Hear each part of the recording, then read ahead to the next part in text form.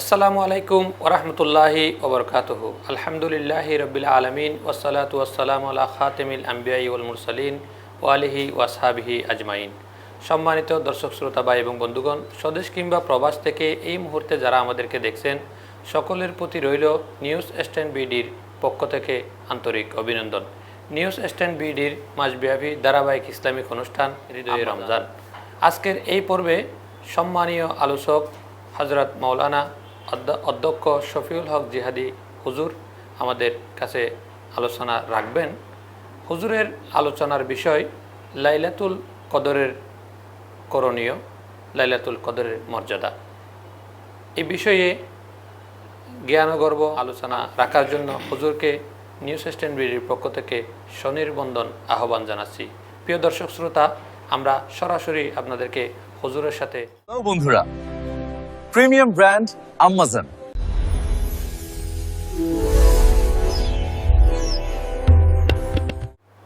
আলহামদুলিল্লাহ আলহামদুলিল্লাহি ওয়াহদাহ ওয়াসসালাতু ওয়াসসালামু আলা মান লা নাবিয়্যা বা'দাহ ওয়া আলা আলিহি ওয়া সাহবিহি ওয়া মান ওয়ালা, আম্মা বা'দ।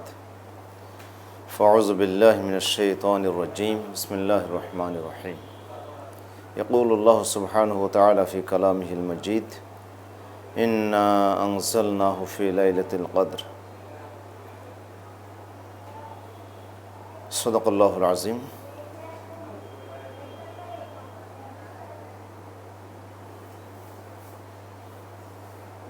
সম্মানিত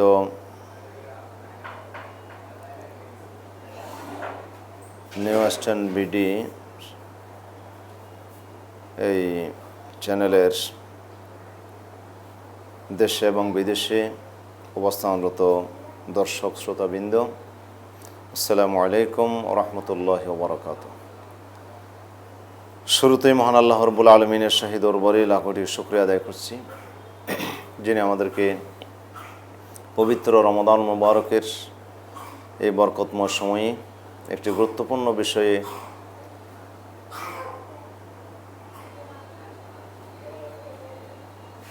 জানার জন্যে আজকে উপস্থিত হওয়ার তৌফিক দিয়েছেন। আপনাদের সামনে একটি গুরুত্বপূর্ণ বিষয় শেয়ার করার জন্যে সুযোগ দিয়েছেন, সেই জন্য আল্লাহ তাআলার দরবারে শুকরিয়া আদায় করছি, আলহামদুলিল্লাহ। সাথে সাথে নিউ স্ট্যান্ড বিডির এই চ্যানেলের উপস্থাপক আমার স্নেহাস্পদ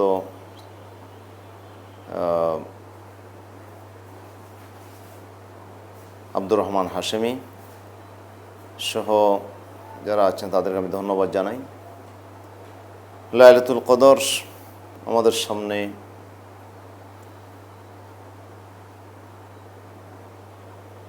যে বার্তা নিয়ে এসেছে, সে লাইলাতুল কদর পাওয়ার জন্য আমরা অপেক্ষা করছি।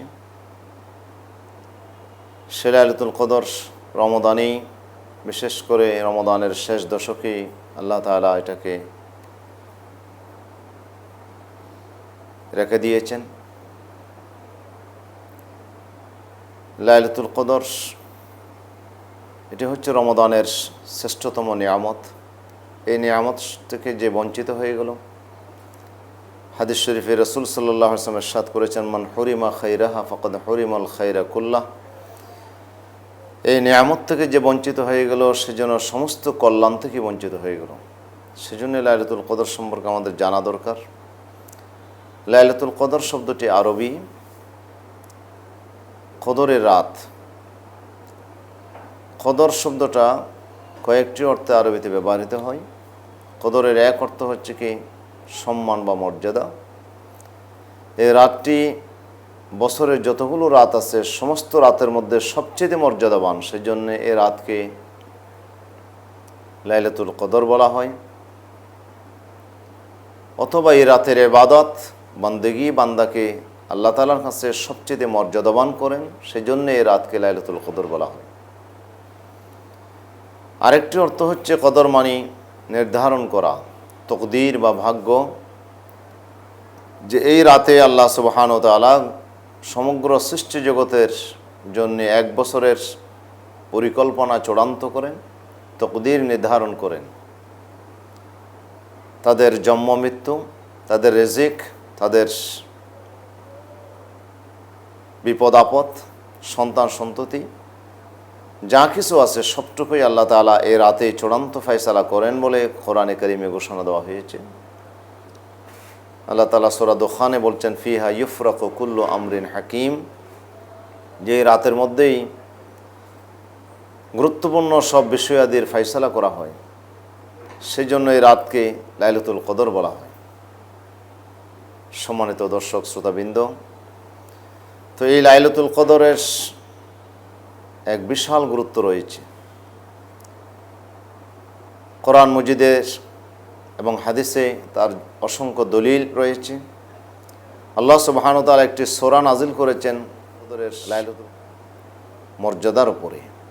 আল্লাহ তাআলা বলছেন, ইন্না আনজালনাহু ফি লাইলাতুল কদর ওয়া মা আদরাকা মা লাইলাতুল কদর, নিশ্চয় আমি এই কদরের রাতেই কোরআনে কারীম নাজিল করেছি। আপনি কি জানেন এই কদরের রাত সেটি কি? লাইলাতুল কদরে খায়রুম মিন আলফি শাহর, এটি 1000 মাসের চাইতেও শ্রেষ্ঠতম একটি রাত। 1000 মাস যদি আমরা এখানে ধরি তাহলে কমপক্ষে 83 বছর 4 মাস হয়। লাইলাতুল কদর বিহীন 83 বছর 4 মাস ইবাদত করলে যে মর্যাদা হাসিল করা হয়, এর চাইতেও শ্রেষ্ঠ মর্যাদা আল্লাহ তাআলা একটি রাতের ইবাদতে বান্দাকে দেবেন। এই রাত খুবই গুরুত্বপূর্ণ। এই রাতে একদিকে আল্লাহ তাআলা কোরআন নাজিল করেছেন, আর এই রাতে আল্লাহ সুবহানাহু ওয়া তাআলা 2 নম্বরে বান্দার জন্যে তাদের ভাগ্যের ফয়সালা করেন। তাদের 1 বছরের চূড়ান্ত ফয়সালা আল্লাহ তাআলা এ রাতে সম্পাদন করেন। 3 নম্বরে এই রাতে আকাশ থেকে জিবরাইল আলাইহিস সালামের নেতৃত্বে লক্ষ লক্ষ ফেরেশতা এই জমিনে নাজিল হয়। তারা সবাই আল্লাহর পক্ষ থেকে বান্দাদেরকে সুসংবাদ দেওয়ার জন্য, ইবাদতে উদ্বুদ্ধ করার জন্যে শান্তির বাণী নিয়ে তারা পৃথিবীতে আগমন করেন। 4 নম্বরে এই রাতে পুরাটাই হচ্ছে সালাম, শান্তিময়। এই রাতে কোনো অনিষ্ট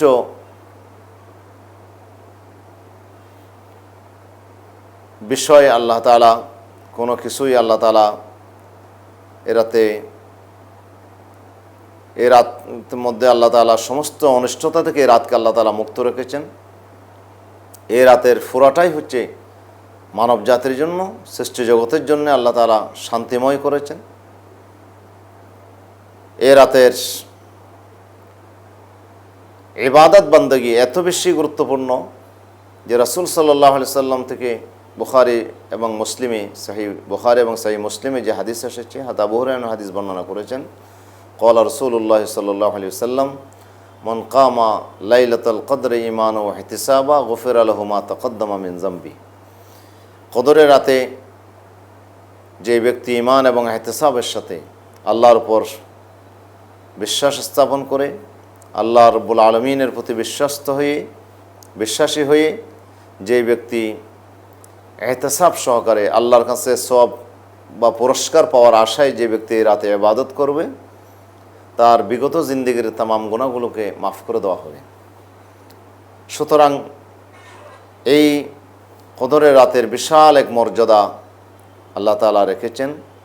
সেজন্য এই রাতের চাইতে শ্রেষ্ঠ আর কোনো রাত নেই।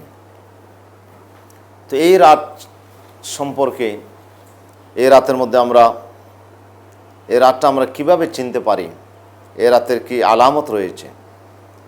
এই রাতের যে আলামত রয়েছে, কয়েকটা আলামত। এই রাতটি নাতিশীতোষ্ণ হবে, ঠান্ডাও হবে না বেশি, গরমও হবে না, খুব মাঝারি পর্যায়ের হবে। এবং এই রাতের মধ্যে এত বেশি ফেরেশতা নাজিল হয়, যার কারণে পরবর্তী যে সকালে যখন সূর্য উদয় হয় তখন সূর্যের কোনো তাপ থাকে না, সূর্যের আলোটা ম্লান হয়ে যায় আকাশের সেই ফেরেশতাদের নূরের কারণে। সেজন্য এই রাত যারা রাতে ইবাদত করে আল্লাহ তাআলা যাদেরকে কদরের মর্যাদা দেন তারাই কিন্তু বুঝতে পারেন যে এই রাত তারা চিনে নিতে পারেন, তাদের মনের ভিতরে সেটি অনুভূতি চলে আসে যে এই রাতটি লাইলাতুল কদর হয় এবং এই রাতে সমগ্র সৃষ্টি জগৎ আল্লাহ তাআলার কাছে সেজদায় পড়ে যায় এবং ফেরেশতারা বান্দার সাথে যখন মুসাফা করে তখন বান্দাদের হৃদয়টা অত্যন্ত নরম হয়ে যায়, চোখ থেকে ঝরঝর করে পানি এসে যায়। সুপ্রিয় দর্শক শ্রোতাবৃন্দ, এই লাইলাতুল কদর কোথায় নিহিত আছে? রাসূল সাল্লাল্লাহু আলাইহি ওয়াসাল্লাম থেকে হাদিস বর্ণিত হয়েছে, যে হাদিস শরীফে এসেছে যে রাসূল সাল্লাল্লাহু আলাইহি ওয়াসাল্লাম ইরশাদ করছেন যে উরিতু লাইলাতুল কদরে সুম্মা উনসিতুহা, লাইলাতুল কদর আমাকে আল্লাহ তাআলা জানিয়ে দিয়েছিলেন নির্দিষ্ট কোন রাতে হবে, কিন্তু সেটি আবার আল্লাহ তাআলা আমার থেকে এলমটি নিয়ে গেছেন, আমাকে আল্লাহ তাআলা ভুলিয়ে দিয়েছেন। তো এই লাইলাতুল কদরটি তোমরা তালাশ করো রমাদানের রাতগুলোর ভিতরে। প্রথম 10 রাত আল্লাহ রাসূল ইতিকাফ থাকলেন, হুজুর বলছেন আমি লাইলাতুল কদর পাইনি।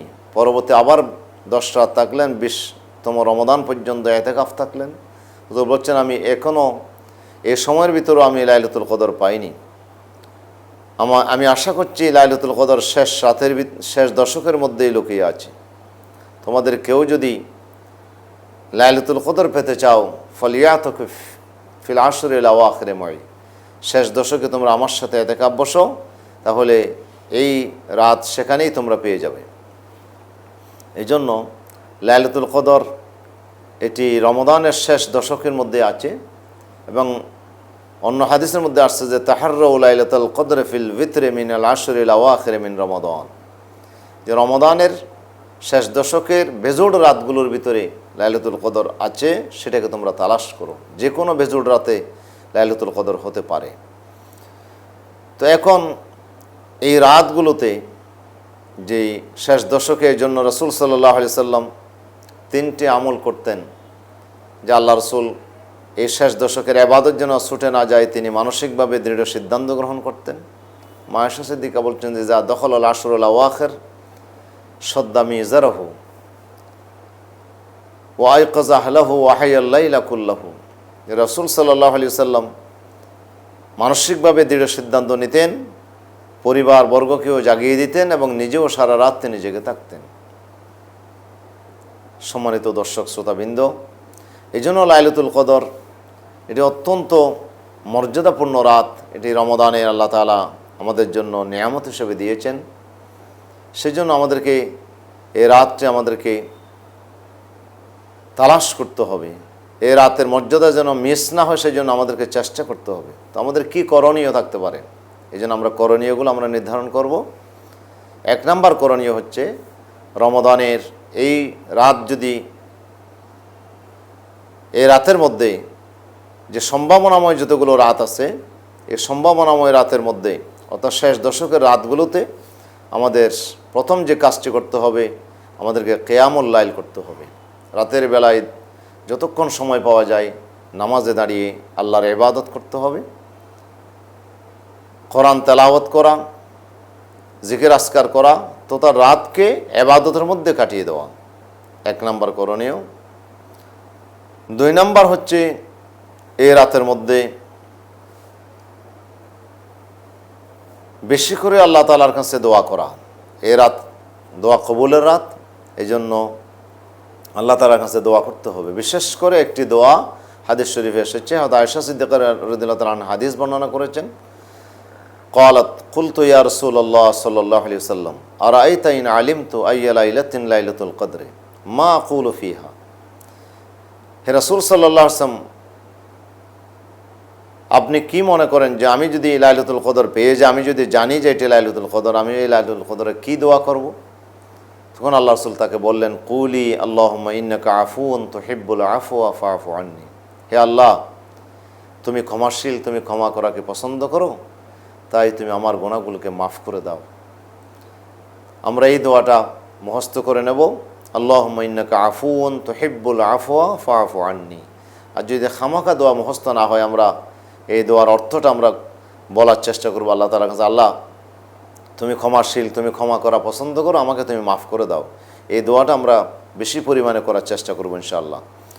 এরপরে 3 নম্বর যে করণীয় সেটি হচ্ছে এখানে এই রাতের মধ্যে আমলে সালেহ করা, নেক আমল করা। যে কোনো নেক আমল এই রাতের মধ্যে করা যাবে। এখানে তেলাওয়াত করা যাবে, দরুদ শরীফ পড়া যাবে, তসবিহ তাহলিল পড়া যাবে, নামাজ পড়া যাবে, মানুষকে দাওয়াত দেওয়া যাবে, কোরআন শরীফ হাদিস শরীফ স্টাডি করা যাবে। এখানে যতগুলো নেকামল আছে এই নেকামলগুলো করা যাবে এই রাতের মধ্যে। এরপরে 4 নম্বরে কেউ যদি পারে এই রাতের মধ্যে এতেকাফ থাকবে। বিশেষ করে রমজানের শেষ দশকে যারা এতেকাফ থাকে তারা এই আমলটি করতে পারে। আর আমরা যারা এতেকাফ যদি আমাদের পক্ষে থাকা সম্ভব না হয়, সুন্নতের এতেকাফ, আমরা নফল এতেকাফ থাকতে পারি। বিশেষ করে বেজোড় রাতগুলো আমরা এতেকাফের নিয়তে আমরা মসজিদে থাকতে পারি, অথবা আমরা যতক্ষণ মসজিদে ঢুকবো আমরা এতেকাফের নিয়তেই আমরা ঢুকবো। এভাবে করে আমরা এই রাতের মধ্যে আমরা এতেকাফ যদি আমরা থাকি তাহলে এই রাতের ফজিলত এবং মর্যাদা আমরা পেয়ে যাব ইনশাআল্লাহ। 5 নম্বর যেটি করণীয়, যে এশা এবং ফজরের নামাজটা বা জামাত আদায় করা। রাসূল সাল্লাল্লাহু আলাইহি ওয়াসাল্লাম ইরশাদ করেছেন, মান সাল্লাল ইশা ফি জামাআতিন ফাকান্নামা কামাল নিসফাল লাইলি। যে এশার নামাজ বা জামাত আদায় করলো সেজন্য অর্ধেক রাত পর্যন্ত ইবাদত করলো। ওমান সাল্লাল ফজরা ফি জামাআতিন ফাকান্নামা কামাল লাইলা কুল্লাহু। আর যে ফজরের নামাজটা বা জামাত আদায় করলো সেজন্য সারা রাত ধরে ইবাদতের মধ্যে কাটিয়ে দিল। এই জন্য আমরা ফজর এবং এশার নামাজটা আমরা বা জামাত আদায় করার চেষ্টা করবো ইনশাআল্লাহ। এই কয়েকটা করণীয় আমি আপনাদের সামনে উপস্থাপন করলাম। তো সর্বশেষ যে কথাটি বলতে চাই, এই রাতটি রমজানের শেষ দশকের বেজোড় রাতগুলোর ভিতর আছে। এখানে সবচেয়ে সম্ভাবনা হচ্ছে 27তম রাতে এটি হওয়ার সম্ভাবনা বেশি। এই কারণে আমরা 27তম রাতকে আমরা বেশি গুরুত্ব দিই।